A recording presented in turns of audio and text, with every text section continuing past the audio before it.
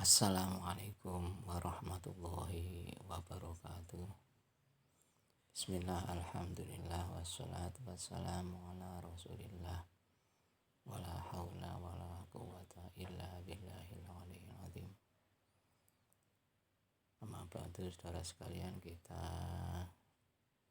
lanjutkan kuliah kita dalam bimbingan skripsi ini dengan materi rumusan masalah.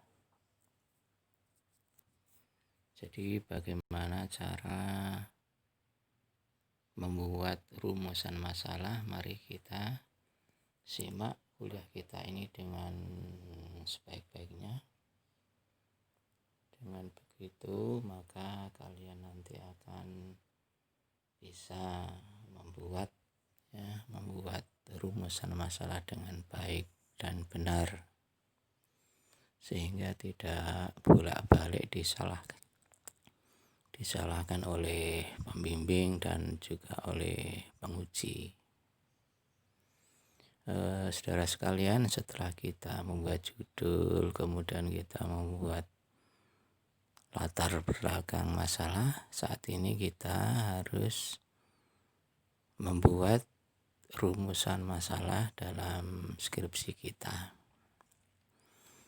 Rumusan masalah ini di dalam skripsi, kalau kita buka di lembaran banyak skripsi yang ada di perpustakaan, ada yang mengistilahkan dengan fokus masalah. Jadi logikanya seperti ini. Di dalam skripsi yang kamu buat, judul yang kamu buat itu nanti yang akan kamu teliti itu apa saja gitu.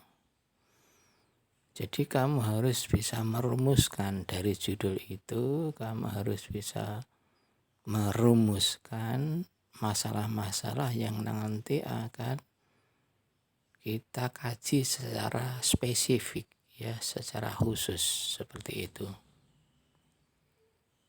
Nah, sehingga saudara sekalian, di dalam membuat skripsi ini maka rumusan masalah ini seperti jantungnya skripsi, ya. Jadi sangat penting untuk bagaimana bisa membuat rumusan masalah dengan benar. Dari judul itu yang kamu teliti itu poinnya apa saja, ya.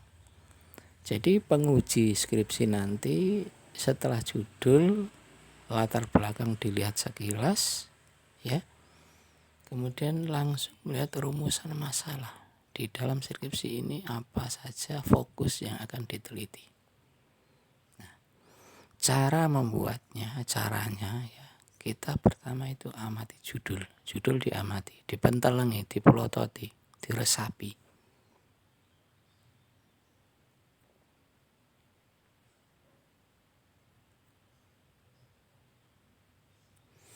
Ya, setelah judul kamu resapi dengan proses yang sudah kamu lalui itu, dengan semangat atau ketertarikan dengan judul itu, kemudian tetap kita resapi apa yang ada di dalam judul itu. Nah, kemudian tentukan variabel X dan Y-nya. Dari judul ini kemarin sudah kita latihan, ya, bagaimana X dan bagaimana Y dari judul itu, ya. Sehingga diketemukan variabel, ya, yang pada umumnya judul-judul atau skripsi itu variabelnya ada dua, yaitu variabel X dan variabel Y, ya. Itu jadi dari judulmu itu kamu tentukan mana yang X, mana yang Y. Kalau perlu di garis bawah begitu, mana yang X dan mana yang Y, ya. Pada umumnya ada dua variabel. Pak, kok pada umumnya ada dua variabel? Berarti bisa jadi dong ada satu variabel dan ada 3 variabel. Ingat bahwasanya untuk kebiasaan di Al-Khazini 3 variabel itu tidak lazim, ya.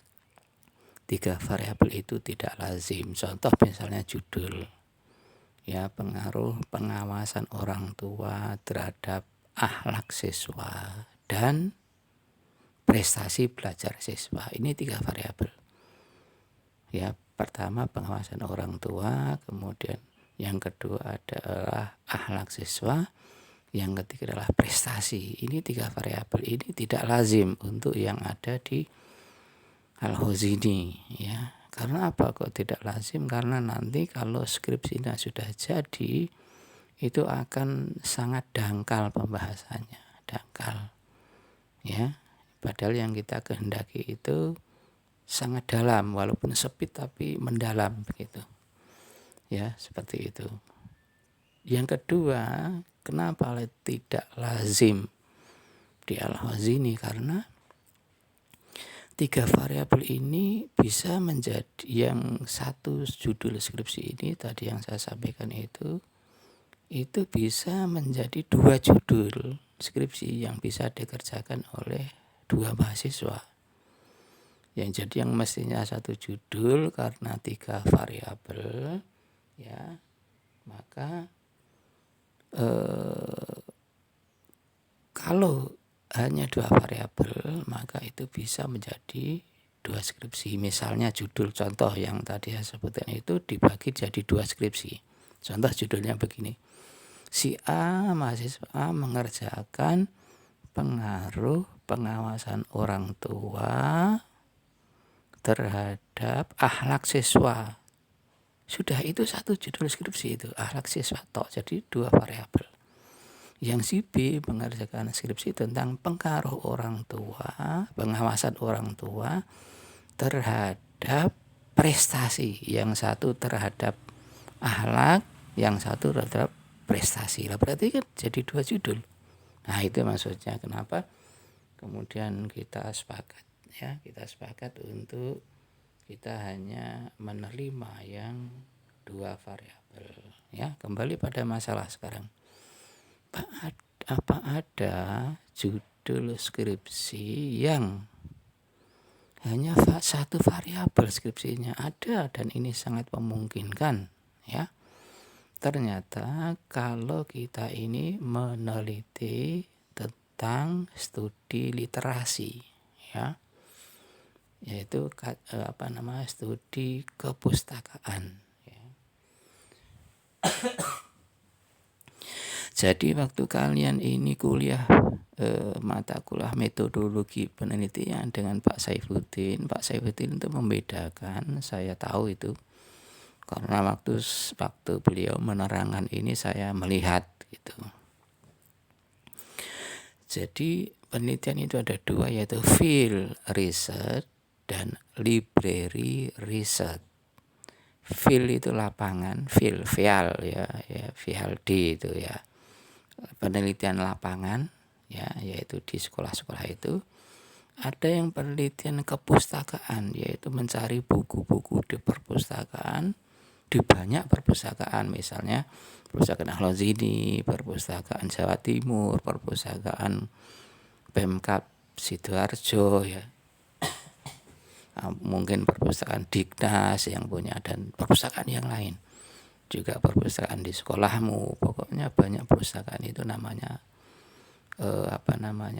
penelitian literasi, ya. Boleh. Contoh judulnya begini. Dan literasi ini tidak ada lokasi.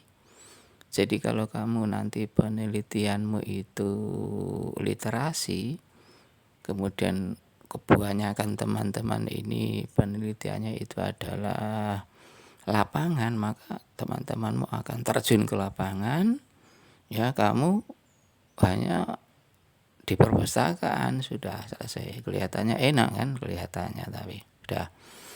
Contoh judul yang library research, ya, contohnya adalah begini. Misalnya kamu membuat skripsi dengan judul pemikiran Gus Dur, ya, pemikiran Gus Dur tentang pendidikan modern misalnya, ya, pemikiran Gus Dur tentang pendidikan modern, ya sudah ini. Jadi ini satu variabel sudah. Jadi pemikiran Gus Dur tentang apa? Pendidikan modern. Ya seperti itu. Walaupun kadang ada yang bisa memecah jadi dua. Yang pertama adalah pemikiran Gus Dur, yang berikutnya adalah pendidikan modern, ya seperti itu, ya. Jadi untuk yang satu variabel itu kebanyakan ada pada penelitian kepustakaan. Nah, sekarang begini, untuk di Al-Khazini, ya, dan ini kebanyakan di tempat perguruan tinggi yang lain, kelihatannya enak memang kepustakaan itu, ya, tidak usah ke lapangan, tidak usah survei, tidak usah observasi, tidak usah wawancara, tidak usah mengumpulkan dokumen di sekolahan, ya, dan sebagainya, tidak usah menyebar angket di lapangan, ya. Kelihatannya enak, tapi kalian harus ketahui bahwasanya di dalam buku-buku metodologi penelitian disebutkan bahwa seseorang yang melakukan penelitian literasi atau penelitian perpustakaan itu karakter orangnya itu adalah hobi membaca buku. Ini syarat yang paling penting. Tidak usah saya sebutkan syarat yang lain. Hobi membaca buku artinya si mahasiswa itu di dalam pemikirannya itu sudah banyak buku yang dibaca. Karena nanti kamu akan banyak mencari literasi. Prakteknya bagaimana? Kalau kita meneliti tentang Al-Ghazali misalnya, itu berarti buku-buku Al-Ghazali, kitab-kitabnya itu harus kamu baca semua. Nah, kalau tentang Gus Dur maka buku-buku karya Gus Dur harus kamu baca semua sehingga kamu itu pemikirannya komprehensif terhadap si tokoh itu. Ya. Jadi begitu, ya. Nah, karena dilihat oleh kebanyakan kamu di Al-Khazini ini, ya, baca buku satu buku sampai khatam ada itu aja mungkin aja enggak pernah, mungkin aja. Kamu kuliah sampai semester berapa ini, ya, sampai semester 7 ini aja bukunya hanya 1 atau 2, ya. Masuknya aja kadang-kadang masuk dan sering juga tidak masuk. Ini karakter kamu, jujur saja sudah saya tahu itu. Waktu kuliah sekarang dengan saya aja, ya, ya namanya ada tapi absen. Nah begitu, ada tapi absennya ini aneh, ya. Kesimpulannya adalah bahwasanya kamu di Al-Khazini ini untuk kutu buku ini nyaris, ya, nyaris jarang sekali. Sehingga dengan demikian dari tahun ke tahun yang saya lihat, yang diperbolehkan oleh Kajur semua prodi untuk literasi ini sangat jarang, paling 1-2 dari ratusan mahasiswa, bahkan sering juga tidak ada yang diperbolehkan untuk meneliti tentang literasi. Ya karena memang kamu dilihat dari segi orangnya saja kan tidak kutu buku, ya, tapi kutu apa? Kutu air, ya, itu. Sehingga mohon maaf kalau memang di akademik ini untuk yang diperbolehkan untuk mengkaji literer, ya, apalagi tokoh-tokoh Arab misalnya Al-Farabi, Al-Kindi, ya, Ibnu Sina misalnya, atau mungkin tokoh-tokoh Al-Azhar, ya, Said Qutb dan seterusnya. Dan itu kan referensinya kan kitab-kitab semua, Arab-Arab semua. Nah, kamu ditonton Arab-Arab, ya. Arab-Araban. Arab-Araban niku sing kaya ning Ampel niku sing ketok wong Arab dipanggil Y ngono ya, padahal ya Arab-Araban. Misalnya saja contoh. Wis paham ya, jadi ada penelitian lapangan, ada penelitian kepustakaan ya. Dan kepustakaan itu yang kebanyakan variabelnya hanya satu, begitu. Dah, kita lanjut.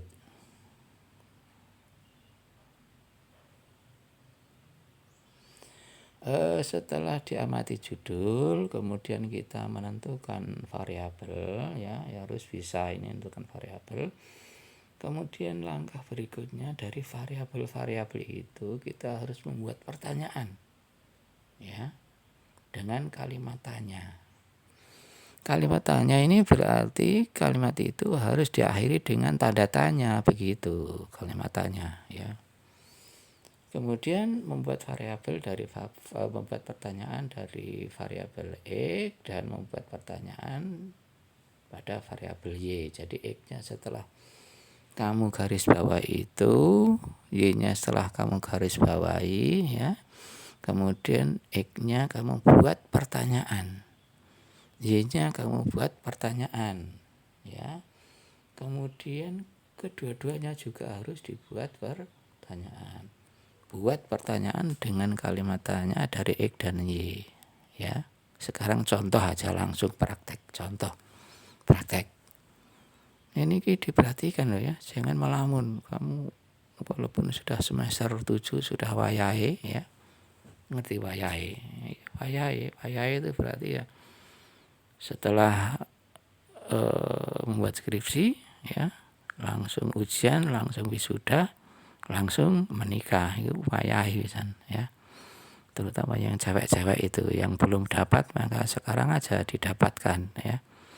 Cowok-cowok juga gitu, yang belum dapat didapatkan ya. Ini wis wayahe, kecuali arek-arek pondok ya. Nah, arek pondok harus lulus pondoknya dulu, harus pintar kitabnya dulu ya, karena anak-anak pondok ini memang dipersiapkan untuk jadi kiai di daerah-daerahnya ya. Kiai itu harus pintar ngaji ya. Pintar ngaji kan harus di pondoknya kan harus lulus dulu ya, begitu. Sudah, jadi bagaimana caranya membuat pertanyaan X, kemudian pertanyaan Y, dan pertanyaan XY. Contoh sekarang. Contoh kamu membuat skripsi ya, judulnya adalah ini, pengaruh intensitas lawatan internet ya. Jadi kamu setiap lagi internetan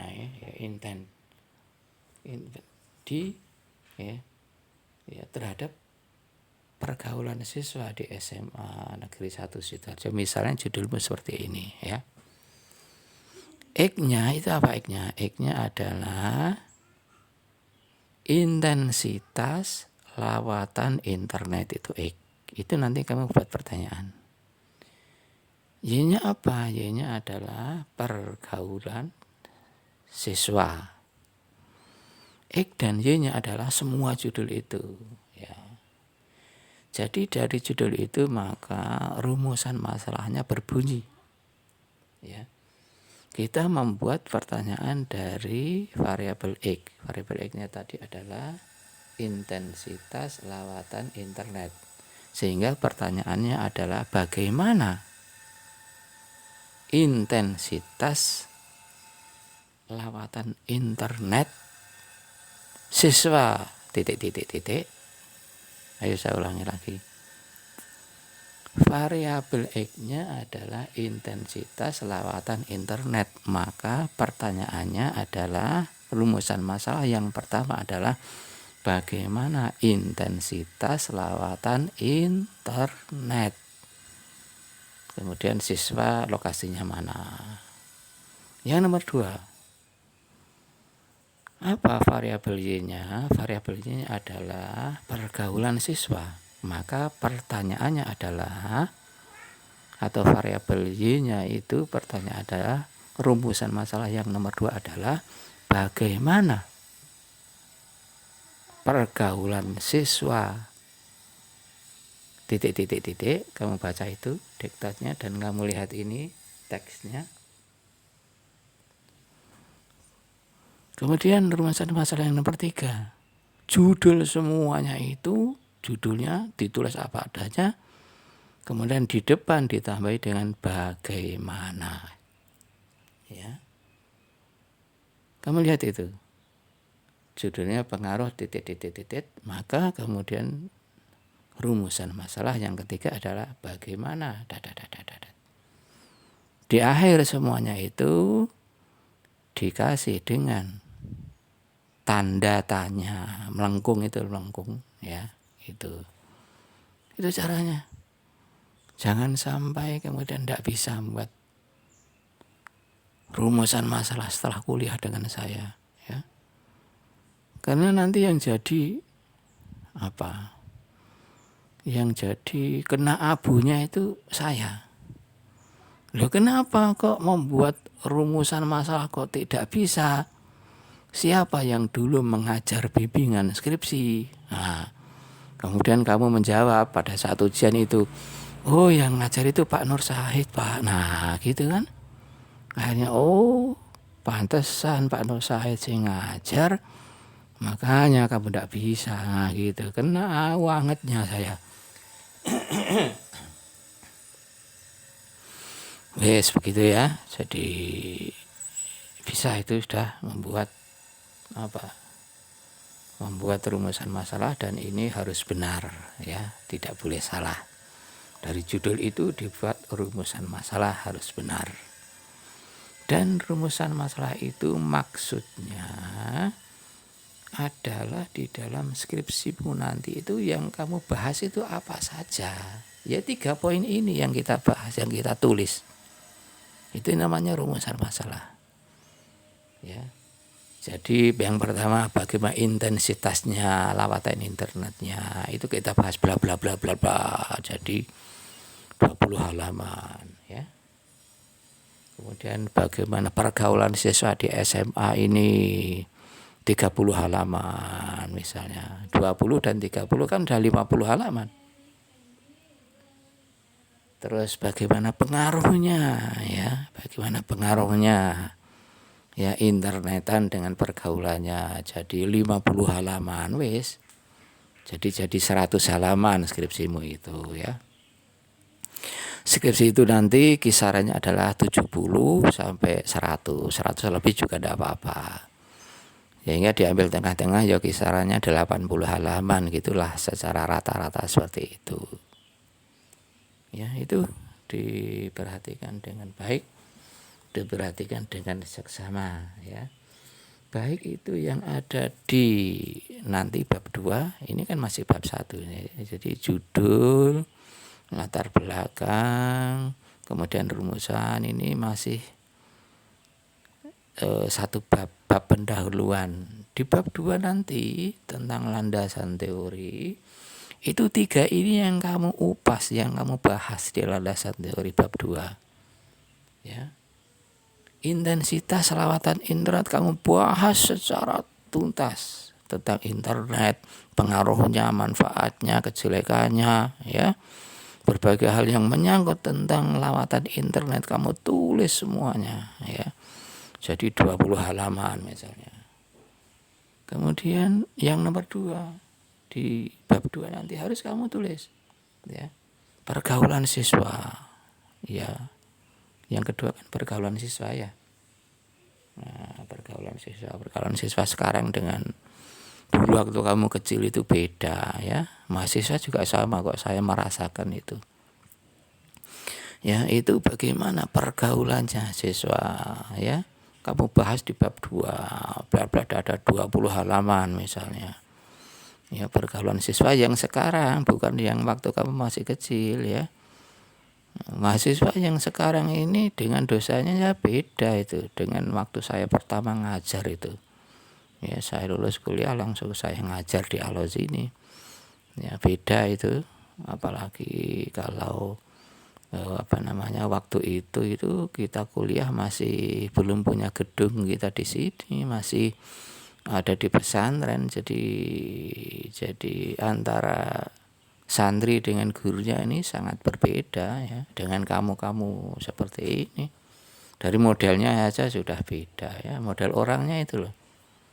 Makanya kamu walaupun kerja di luar, kalau selesai ya ngaji kitab di mana gitu aja, enggak apa-apa. Biar tampangnya itu sama dengan anak pesantren itu. Kalau anak pesantren saya yakin ya yakin itu sudah, apalagi di Al-Ghazini mantap ya. Itu di bab 3 juga sama, di bab 4 sama, apalagi di bab kesimpulan. Kesimpulan yang kamu simpulkan adalah hasil daripada kamu menjabarkan tentang rumusan masalah 1, rumusan masalah 2, rumusan masalah 3. Itu loh. Sehingga dari sinilah maka waktu membuat rumusan masalah harus benar. Tidak boleh salah begitu. Salah, semuanya salah. Nek salah kabeh, kamu gawe ngoyo-ngoyo, ndak ada gunanya. Kamu harus membuat dari awal, ayo kan. Ya kan? Itu ya. Macam-macam ya, ada bisa rumusan deskriptif ya, merupakan masalah penelitian yang berhubungan dengan variabel dan seterusnya. Ini kita bisa baca ya. Ya. Ini ada Imam Al-Ghazali ya, tentang pendidikan masa depan yang tadi sudah disampaikan. Ada bisa 1 variabel, bisa 2 variabel, 1 rumusan masalah, bisa 2 rumusan masalah, bisa 1 ya.